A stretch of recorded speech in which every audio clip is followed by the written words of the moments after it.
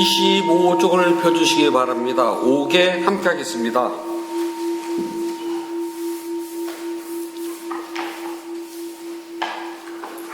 용서하여 주십시오. 용서하여 주십시오. 용서하여 주십시오. 용서하여 주십시오. 몸으로 지으던 입으로 지으던 마음으로 지으던 이 세 가지로 인한 모든 허물이 사라져서 병없이 수명이 장수하고 위험이나 원수가 없어지고 좋은 서원의 결과만 생겨서 이러한 이유로 붓다 보배, 담마 보배, 쌍다 보배라는 높고 귀한 세 제와 오늘 스님께 질타한 마음으로 투성과 교만을 없애고 존경을 다하여 합장하여 배우고 예배를 올립니다.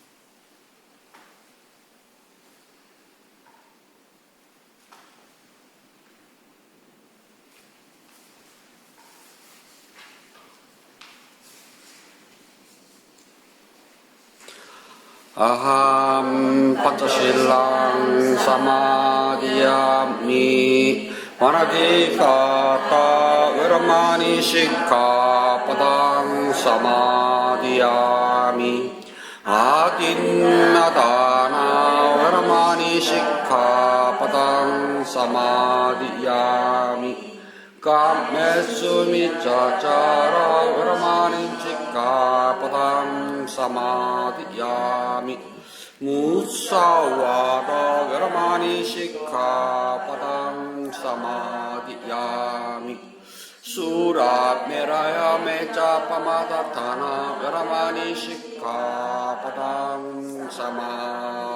사마디야미.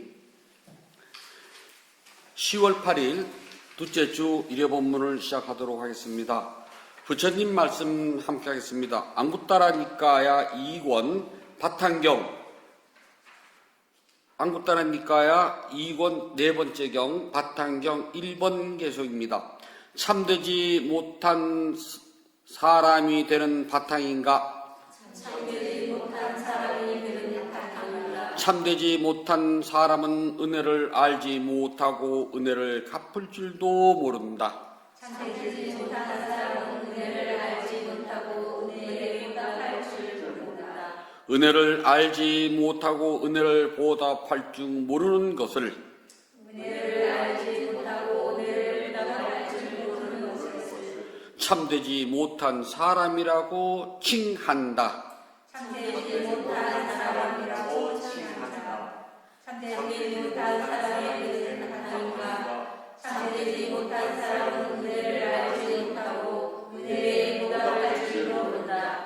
은혜를 알지 못하고 은혜를 보답할 줄 모르는 것을 참되지 못한 사람이라고 칭한다. 참되지 못한 사람의 은혜는 하나님과 참되지 못한 사람은 은혜를 알지 못하고 은혜에 보답할 줄 모른다. 은혜를 알지 못하고 은혜를 보답할 줄 모르는 것을 참되지 못한 사람이라고 칭한다. 네, 편안하십시오.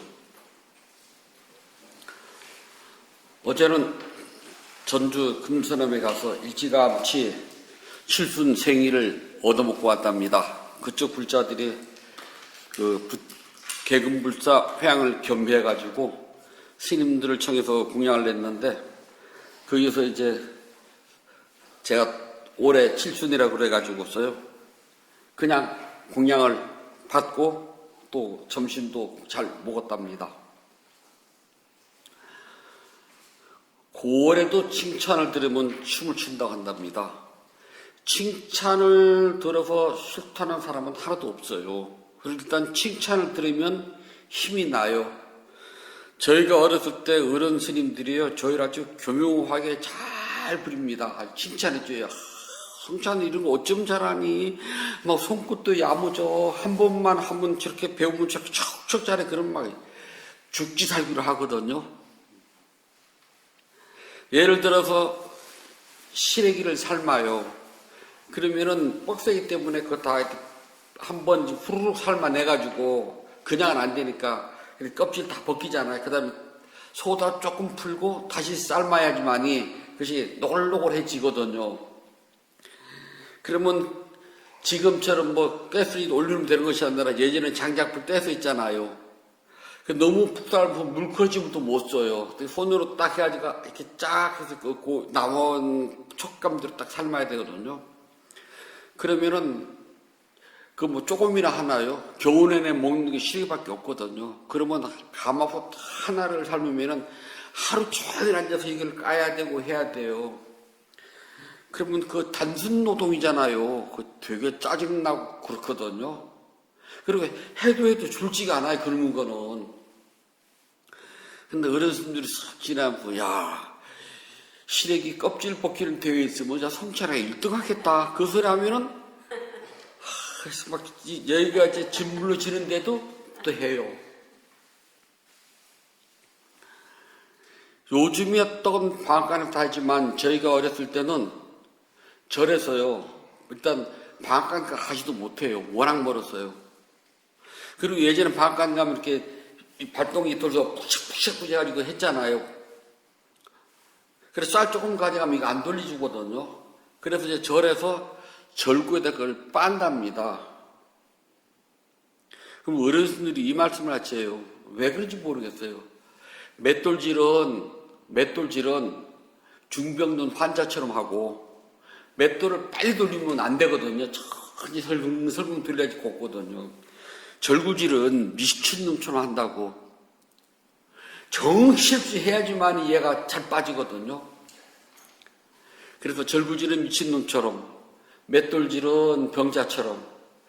그렇게 이제 절구질을 하고 나면 그 채로 다 쳐가지고 내리고, 그 다음에 떡을 찔 때 또 물을 뿌려서 또 잘 이렇게 해가지고 해야지만 되거든요. 그러니까 시루본 잘못 붙여서 김 빠지면 그야말로 그냥 난리가 나고요. 그리고 시루본도 잘 아시죠? 시루본. 소태에다 시루 딱 넣으면 김 새지 말라고 밀가루 하잖아요. 그러면 이제 절구질부터 쌀을 점심 먹고 쌀을 담궈가지고 저녁 먹고 해가지고 이제 아침 불공할 때 그 떡이 딱 올라가야 돼요. 법당에. 그럼 밤새도록 해야 되거든요. 당신들은 시위로 들어갑니다, 이제. 근데 저희는 계속 그걸 해야 돼요. 예전에 불이나 밝았나요? 뭐 호롱불 켜고, 호롱불 양반, 초록불 하거든요. 그러면은 쏙 지나가면서 그래, 아유, 야, 떡방아 찢는 대회 있으면 1등 하겠다, 야. 너희들이 하는 모습 보면 부처님 얼마나 기뻐하겠니? 그럼 또 이제 손 까지는지 몰라요.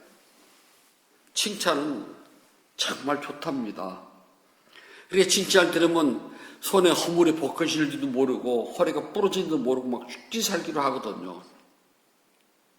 저 그래 떡 별로 안 좋아해요. 일단 떡 한다 그러면 떡 하고 맥혀요. 그거 생각을 해봐요. 하루를 꼬박 거기다 바쳐야 되거든요. 그 다음 조금 하면 또 괜찮아요. 조금 많이 하면은요. 정말 중노동이랍니다. 아, 진짜 끔찍하거든요. 그런데 이제 칭찬은요, 세상 사람들이 누구나 다 칭찬은 듣기 좋아하지만 비난 듣기 좋아하는 사람은 없답니다. 칭찬을 했을 때 우쭐거리지 않고 공치사를 하지 않고 자신의 몸을 잘 단속하고 공헌을 나눌 줄 알면은 좋은 사람이에요. 그러니까 칭찬을 받으면 우쭐거리지 않는다, 공치사하지 않는다, 그 다음에 함께한 사람과 공헌을 나눈다. 현명한 지도자는요, 일을 하게 되면은 이익과 명예 두 가지가 생겨요. 무슨 일이든지. 그러면은 내가 일을 부린 아랫사람한테 하나를 줘야 돼요. 명예를 주든지 이익을 주든지. 그런데 윗사람이 대개 명예를 갖고요. 아랫사람들한테는 실리적인 이익을 나눠줘야 돼요. 아랫사람들은 고달프거든요. 돈이 최고거든요. 그런데 돈도 내가 갖고 명예도 내가 갖는다? 이거는 가급적이면 상종하지 말아야 될 윗사람들이에요. 그런 사람들은 언제든지 필요하면 나 부려먹고 쓰면 뱉어버려요. 근데 둘 중에 하나를 나눌 줄 안다면 최소한 내가 노력한 대가를 줄 줄 알고 그 다음에도 내 노력을 산다는 소리거든요. 저 절집에 살면서 제일 듣기 싫은 소리가요, 보시한 셈 치고 하라고. 아니, 보시를 하면 하지 보시한 셈 치고 하라고. 하필이면 꼭 그 말씀들 하셔요. 그러면 저는 그 말 하거든요. 일근 산 셈 치고 그냥 주세요. 저도 조금. 저쪽은 저보고 난 보시할 생각 전혀 없었는데 저보고 보시한 셈 치라고 했으니 저는 일을 했잖아요.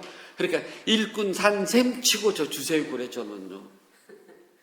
그럼 이제 참 싸가지 없이 말한다고 그러는데 그 소리 참 많이 들었어요. 그런데 어렸을 때 제가 생각해도 누가 싸가지, 그 말 딱 들으면 제가 그러거든요. 누가 싸가지 없는지 모르겠네. 아니, 내 품은 내 일은 일이 아닌가? 나도 거기다가 다 바쳤는데, 근데 내가 언제 보시한다고 했나? 애시당초부터 스님 제가 이거 그냥 보십니다 하면은 모르지만은 저 그 말 안 하고 왔거든요. 저쪽에서 필요해서 저를 불렀어요. 성찬아 너 이리 와라, 일 좀 해라.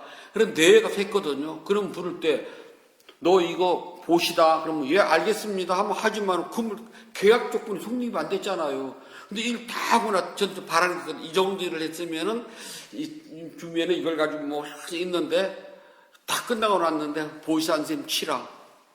너 언제 보시한다고 그랬나? 나 그 말 한 적도 없고 생각 못 해도 없거든요. 그럼 좀 간단해요. 그럼 일꾼 산셈 치세요. 그러면 두 분 다시 안 불러요.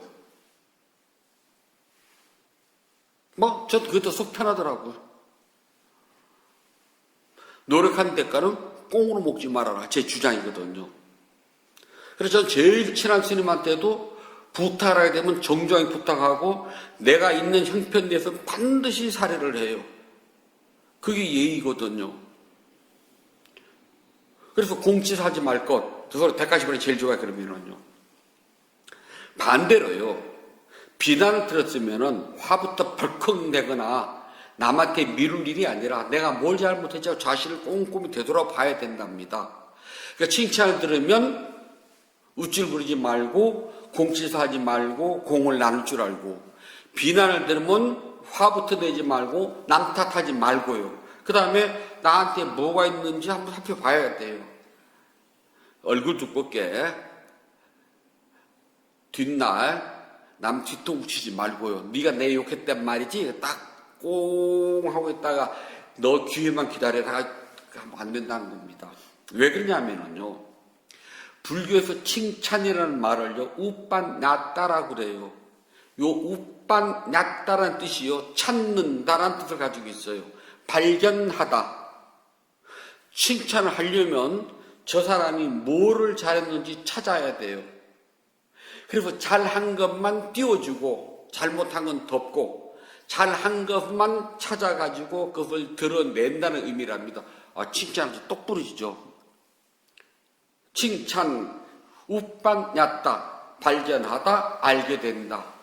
저 사람이 뭘 잘했는지 찾아가지고 여러 다른 사람들이 알 수 있게 소문내는 것, 그걸 우리는 칭찬이라고 이야기를 한답니다. 그래서 불교에서 칭찬이라는 말은 그냥 하는 것이 아니라 상대를 꼭 잘 관찰을 해봐요. 저 사람이 뭘 내가 보지 못한 것 중에서 잘한 것이 있는지, 이 일을 했을 때에 내가 보지 못했지만은 저 사람이 뭐를 잘했는지, 새로운 것을 창작을 했는지, 아니면 기발한 아이디어를 냈는지, 아니면 정말 온몸을 다 바쳐서 했는지, 그걸 잘 찾아가지고 다른 사람들한테 요번에 아무개가 일을 했는데 남들이 생각하지 못한 아주 기발한 생각을 했다든지, 또는 정말 남들 다 쉴 때 쉬지 않고 정말 열심히 일을 했다고 칭찬해 줄 때 쓰는 말, 이게 불교에서는 우빤냐띠, 칭찬이라고 그래요. 부처님 법에서는 하나씩 따지고 들어가면요 아주 너무나 정확해요. 그래서 칭찬은 상대의 잘못을 찾는 것이 아니라 그건 덮어요. 잘한 것만 찾아가지고 그것을 다른 사람들이 알 수 있도록 소문내는 것, 그것이 불교에서 말하는 칭찬이랍니다. 수행의 개념을 잘 알아가지고서요 바르게 수행을 꾸준히 한다면 칭찬할 만해요. 그래서 스승은 제자 앞에서요, 칭찬하진 않아요. 스승은 늘 제자의 잘못한 것만 찾는답니다. 그러나 다른 데 가서는 잘 칭찬을 해요. 하지만 본인 앞에서는 그 소리 안 해요. 저는 저희 참매 큰 스님 모시고 살면서요, 3년 동안 칭찬 들은 것은요, 5손가락이 남아요. 늘 가면 꾸준이거든요. 그런데 인터뷰하러 들어갈 때마다 막 잘했다고 칭찬 듣는 수행자들이 있어요. 막 가면 막 베리굿 했다고. 저희는 오래 모시고 살았으니까 그 말도 알거든요. 그럼 저 수행자가 얼마 안 있으면 가겠네. 달리 그냥 네 말 안 듣겠다는 소리예요. 그냥 들어왔으니까 그냥 베리굿 그래요. 정말 스승은 잘못한 걸 계속 지적을 하거든요. 듣기 싫을 정도로요. 자존심이 팍팍 상할 정도로 지적을 해요. 근데 돌아서서 보면은 내가 정말 이 부분에 막혀 있구나. 나 되게 멍청하네? 라고 스스로 깨닫게 된답니다. 그게 달라요. 그런데 다른 데 가서는 아무개 수행자가 정말 잘한다고 꼭 칭찬을 해줘요. 그럼 빙빙 돌아서 말이 들어와요. 정말 잘한다고. 그럼 또 우쭐할까봐 우쭐하지 말으라고. 칭찬을 들으면 누구나 우쭐해진답니다. 그러니까 우쭐해지지 않도록 앞에서는 늘 꾸정을 해요. 그렇기 때문에 불자들이 부처님 가르침을 바르게 알고 바르게 이해하고 바르게 실천하는 줄 안다면 칭찬 들어 마땅해요. 그리고 그 칭찬은 스승이 바로 내 눈앞에서 나를 보고 해주지 않더라도요, 모든 천신들이 칭찬한답니다. 저 남선부조 대한민국 경기도 용인에 있는 열향사라는 그 수행도량에서 아무개 불자가 수행을 참 잘하고 부처님 법을 바르게 알고 바르게 이해하고 바르게 실천한다더라 하고 막 그 소리 안 들려요? 누군가 가만히 있으면 우 하면서 막 박붙이면서 환희가 있거든요. 우리가 환희 그러면 기쁨을 알고 있는데 환과 희는 달라요. 환은 너무 좋아서요, 그냥 펄떡펄떡 뛰는 게 환이고요. 희는 막 기분이 좋아서 막 째지는 게 와 하는 게 희거든요. 그럼 천신들이 지금 이 도량에서 불자들이 부처님 법을 바르게 알고 바르게 이해하고 바르게 실천한다고 너무 기쁘다고 막 박붙이면서 펄떡펄떡 뛰고 있거든요. 가만 들어봐요. 막 집이 흔들릴 정도로 막 우르릉 할 거라고. 그렇게 부처님의 법대로, 즉 가르침대로 가야지만이 깨달음을 실천할 수가 있는데요. 우리가 부처님 법을 바르게 알고 바르게 이해하고 바르게 실천한다는 것은 8정도밖에 없답니다. 부처님이 제일 마지막에 하신 법문이 열반경이라 그래요. 그냥 열반경이 아니라 원래는 마하파리 니빠나 숫다 그래요. 대반열반경. 그냥 니빠나 열반은 깨달음이잖아요. 이제 그 부분 확실히 아시잖아요. 그다음에 파리가 붙어야지만이 죽음이에요. 그러니까 부처님이 왕사성에서 마지막 안견을 나십니다. 마지막 안견을 나신 데가 대나무 동네예요. 대나무골. 중림촌이라 나와요. 중림 정상 아닙니다. 거기서 중병을 앓으셔요. 그리고 그의 여러 만별을 정말 가까스로 보낸답니다. 그리고 경전에는 유수행이라 나와요. 생명을 연장하는 수행을 하셨다고. 그리고 해제를 하고 나자 아난다와 몇몇 제자를 거느리고 북쪽으로 계속 올라가십니다. 왕사성에서 북쪽은 부처님께서 태어나신 고향이에요. 근데 고향까지 가지 못하고 고향 가까운 쿠시나가라에서 돌아가시게 된답니다. 근데 그 길 가시면서 계속 여러 마을을 지나가면서 그곳에서 법문을 하신 것만 모아놓은 것이 우리가 그걸 부처님의 마지막 여행 또는 죽음의 여행이라고 그래요. 그때 모아놓은 가르침 우리가 열반경이라고 그런답니다. 그 열반경에 보게 되면은 아는다 존자가 부처님께 여쭌답니다. 이 세상에 부처님 돌아가시고 나면 어떤 수행법이 전해질까요? 그때 부처님께서는 잘라서 말씀하십니다. 비구들이여, 팔정도가 없는 가르침에는 첫 번째 깨달은 사람인 수다원이 있을 수 없으며, 두 번째 깨달은 사람인 사다함이 있을 수 없으며, 세 번째 깨달은 사람인 아나함이 있을 수 없으며, 네 번째 깨달은 사람인 아라한도 있을 수 없다라고 딱 잘라 말씀하셔요. 팔정도를 의지하지 않냐고서는 깨달음을 이룰 수가 없다. 아주 확고부동하게 못 박아버리십니다. 그래서 불자들이 하는 모든 수행은 팔정도를 벗어나서는 절대 안 된답니다. 팔정도는 여러분들이 귀에 딱지가 않도록 듣고 또 듣고 듣고 또 달달달달 외울 때까지 가셔야 돼요. 그래서 수행을 하다 보면은 내가 스스로 팔정도가 몸에 들어와서 알게 돼요. 이게 뭘까 하다가 알게 됐지. 예를 들어서 팔정도의 첫 번째는 정견이랍니다. 바르게 본다는 것이 아니라 바른 견해거든요. 눈으로 보는 걸 말하지 않아요. 우리가 정견 한문으로 그러면 견자는 눈으로 보는 걸 견이라고도 하고 생각도 견이라고 그래요.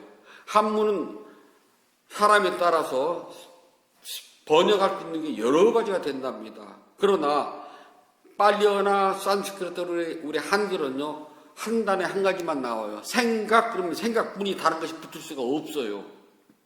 그래, 뒷뒤 그러면 견해, 생각이랍니다.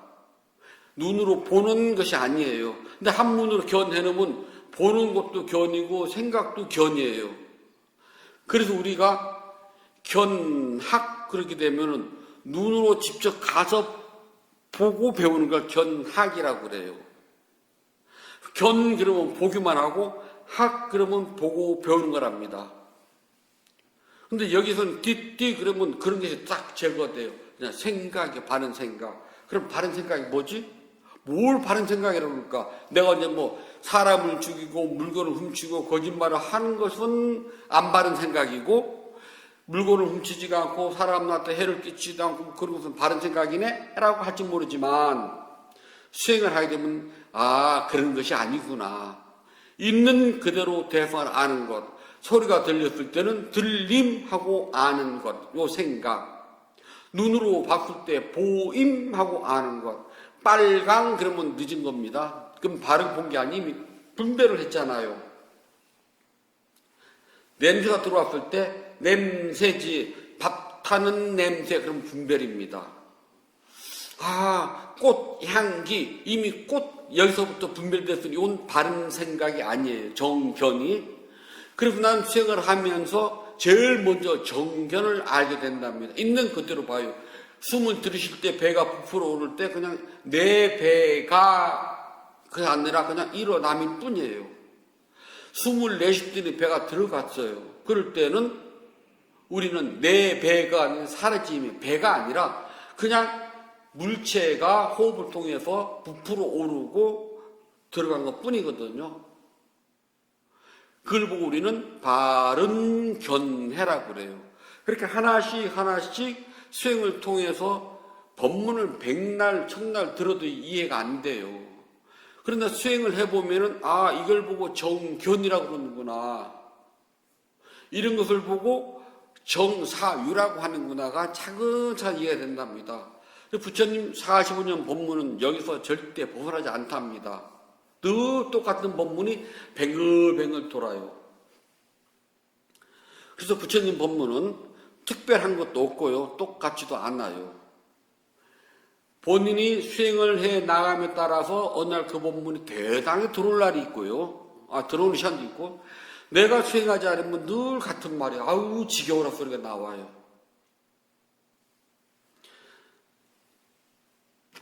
우리나라에서는 결제철에 어른 스님들이 매일매일 법문 안 해요. 근데 미얀마의 모든 수행들은 매일매일 법문을 해요. 주제가요? 안 벗어나요. 저희도 3년 살다 보니까 들으면 알아요. 아, 오늘 이 본문 하시는구나 라고요. 또 들어요. 어떤 날은 졸기도 해요.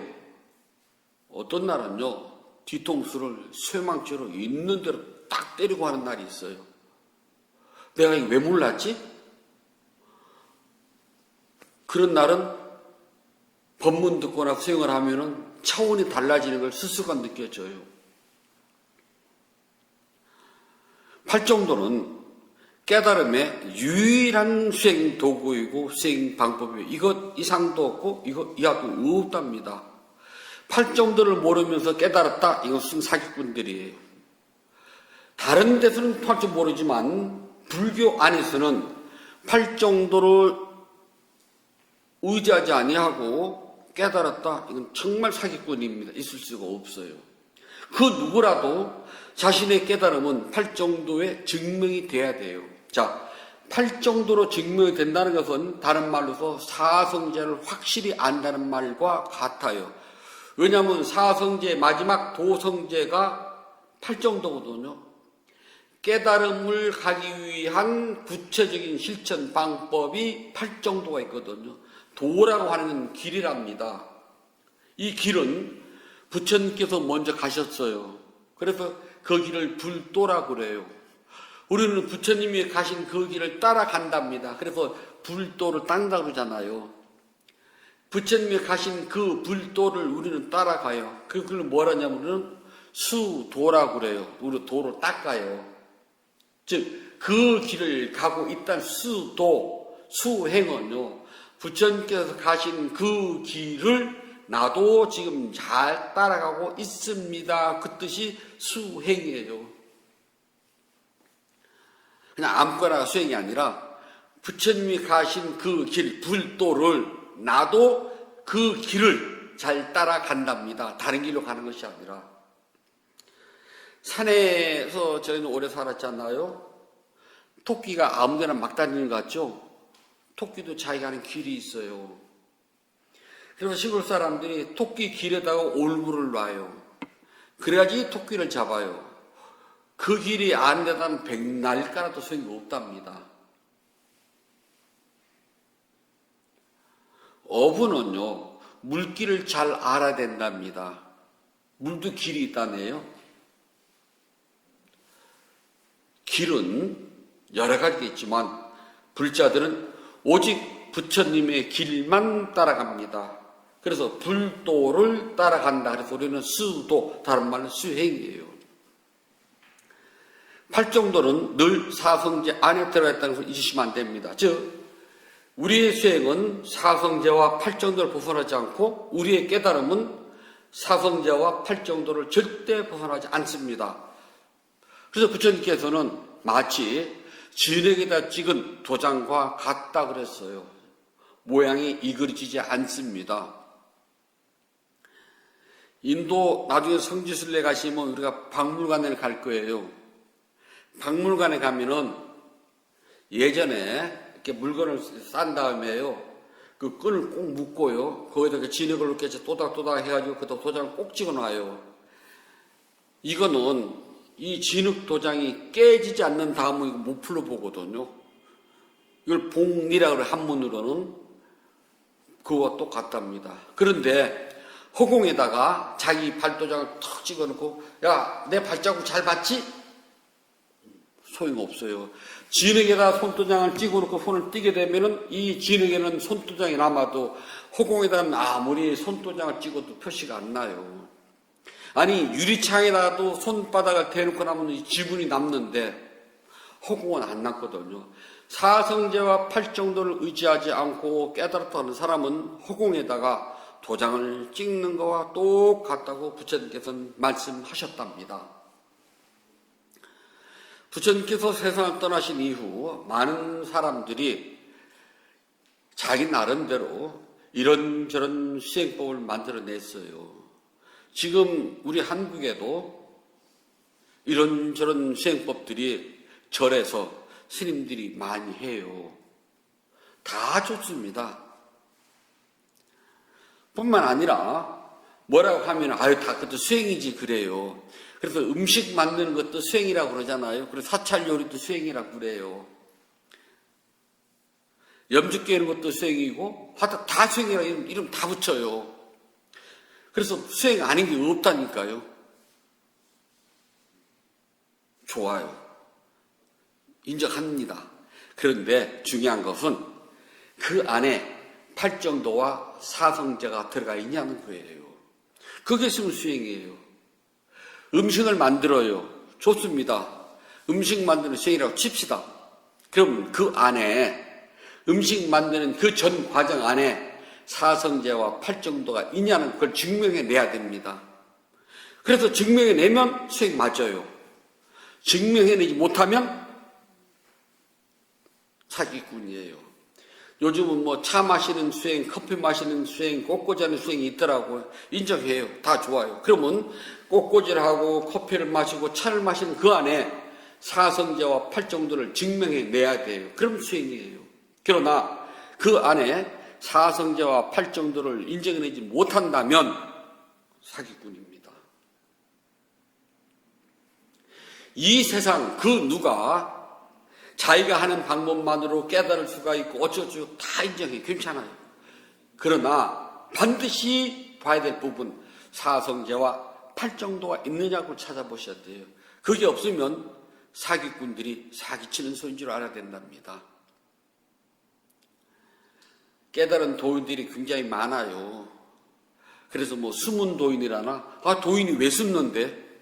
부처님이 깨달은 다음에는 중생들에게 이익을 대라고 그랬지 숨으란 소리 안 하셨거든요. 부처님께서 5명의 비구를 제일 먼저 제도하신 다음에 야사의 무리들부터 계속 제도를 해요. 그러다가 안견을 마치고 나시자 부처님은 그 60명이 이렇게 이야기를 한답니다. 자, 비구들이여 길을 떠나거라. 둘이 가지 말고 혼자 가거라. 너희들이 아는 대로 처음도 좋고 중간도 끝도 좋으니 아주 실수 있고 숨소 있고 조리 있게 알아둘 수 있게 사람들에게 이익과 행복을 주도록 해라. 길을 떠나거라. 유명한 전도선언이랍니다. 그렇게 내가 깨닫고 아는 것만큼 사람들에게 이익을 줘야지 산속에 숨는다? 그럼 그 안에 사성제와 팔정도를 안다면 숨을 수가 없다니까요. 나름대로 인연이 닿는 데까지는 사람들에게 이익과 행복을 주기 위해서 노력해야 되는 것이 우리의 의무거든요. 전 하고 있잖아요. 전 어디 깨끗하고 상담하거든요. 저 하고 있잖아요. 매일 아침 하고 있잖아요. 한 소리 또 하고 오후 한 소리 또 하고 어제도 가고 오늘도 가고 또 갔네 같이 말았던 매일 하잖아요. 그러다 어느 날 보면은 임팩트가 크게 팍 오는 날도 있을 거고 어느 날은 휘리릭 있고 탁 지나갈 수도 있고 어떤 데는 윗 대가리만 있고 꼬리만 있고 몸통을 살릴 수도 있을 거 아니에요. 하지만 하거든요. 왜냐하면 그것이 우리의 의무이기 때문에 사람들에게 행복과 이익을 주는 방법이거든요. 근데 숨은 도인이라고 숨는다고요? 말도 안 되는 소리. 그런 데에 속지 말라는 겁니다. 또 누가 뭐 깨달았대, 뭐 도인이래, 뭐 이런 것을 수행하는데 나는 뭐 저런 수행하는데 나는 뭐 요즘 뭐 보니까 뭐 이거 돌리는 수행도 있고 못도 있고 많더라고요. 다 인정해요. 단 그 어떤 방법을 쓰더라도 그 안에 사성제와 팔정도가 있냐는 거예요. 요즘은 이제 뭐 사불 해가지고 뭐 불상 그리는 기도, 뭐 쓰는 그 뺏겨 쓰는 그 뭐 사경 기도, 그것도 기도라고 그래요. 좋아요. 수행 인정합니다. 그러면 거기에 불상을 그리고 경을 뺏겨 쓰는데 그 안에 내가 사성제와 팔정도를 실천하느냐 안 하느냐, 이해를 하고 있느냐 못하고 있느냐, 알고 있느냐 알지 못하느냐 차이 그뿐이랍니다. 그렇지 않으면 그냥 돈벌이 수단에 불과해요. 저는 그렇게 이야기를 한답니다. 내가 뭘 하긴 해야 되겠고 가르칠 능력도 안 되고 알지도 못하고 자신도 없어요. 그런데 사람은 불러 모아야 되겠어요. 사람을 불러 모은 김에 조금 수익도 있으면 좋겠어. 우리 시절에 넉넉하게. 그럼 장사해야 되잖아요. 그래서는 안 된다는 겁니다. 이 세상에 아무리 많은 수행법을 들고 나와도 무조건 고개를 끄덕끄덕 하지 말고요. 사성제와 팔정도가 있느냐 없느냐, 이해를 했느냐 못했느냐, 알고 있느냐 알지 못했느냐, 이걸 분명히 따져야 된답니다. 그렇지 않으면 헛거예요. 불자들은 오직 부처님 가르침이 표준 잣대랍니다. 그게 없으면 버릴 줄 알아야 돼요. 누가 어떤 말을 하고 어떤 가르침을 주더라도 사성제와 팔정도가 있으면 따라가도 되지만 사성제와 팔정도가 없으면 과감히 버려야 된답니다. 그래서 불자들이 알아야 돼요. 뭐로 가도 서울만 가면 된다는 말이 부처님 법에서는 안 통해요. 부처님 법에서는 바르게 서울을 가야지 뭐로 가면 엉뚱한 데로 빠진답니다. 부처님 법은 바르게 알고 바르게 이해하고 바르게 실천할 때만이 깨달음이 성취되는 것이지 그렇지 않으면 안 된답니다. 어차피 여러분들은 부처님 법을 믿고 따르기로 했답니다. 그래서 부처님 가신 길 불도를 뒤따라가야 수도한다면 수행. 그렇다면 조금만 더 노력하시면 머지않아 금생에 반드시 부처님과 같은 깨달음을 성취할 수 있답니다. 부처님께서 말씀해 주셨습니다. 앙구따라 니까야 2권 14번경 바탕경 1번 개송입니다. 참된 사람은 은혜를 알고 은혜를 보답한다. 참된 사람은 은혜를 알고 은혜를 보답한다. 은혜를 알고 은혜를 보답할 줄 아는 것을 참된 사람이라고 칭찬한다. 은혜를 알고 은혜에 보답할 줄 아는 것을 참된 사람이라고 칭찬한다. 은혜를 알고 은혜를 보답할 줄 아는 것이 참된 사람의 바탕이다. 은혜를 알고 은혜에 보답할 줄 아는 것이 참된 사람의 바탕이다. 참된 사람은 은혜를 알고 은혜를 보답한다. 은혜를 알고 은혜에 보답할 줄 아는 것을 참된 사람의 칭찬한다. 은혜를 알고 은혜에 보답할 줄 아는 것이 참된 사람의 바탕이다.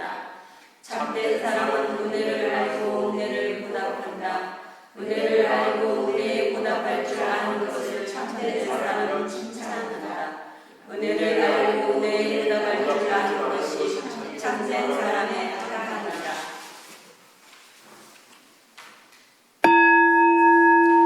10월 8일 둘째 주 유료 본문을 마치도록 하겠습니다.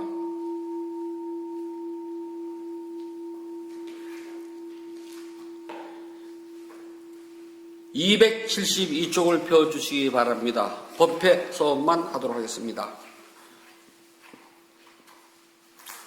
나누는 기쁨으로 자비 반원을 하였고 수행을 위하여 무너지지 않는 서원을 서야 합니다.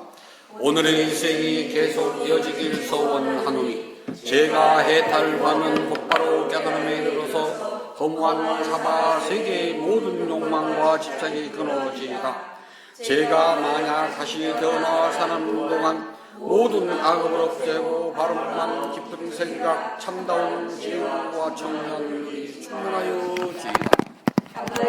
없는 힘과 제 노력과 실천하는 힘으로 어떤 마장도 제 가깝지 않기를 기원합니다. 붓다와 돈 높으신 스승님 그리고 성스러운 쌍가의 힘으로 저의 마지막 탄생일지라도 마장이 절대로 접근하지 않기를 기원하나이다. 모든 선업공덕을 고르게 나누어 가지소서. 사두 사두 사두. 모든 선업공덕을 고르게 나누어 가지소서. 사두 사두 사두. 모든 선업공덕을 고르게 나누어 가지소서. 사두 사두 사두.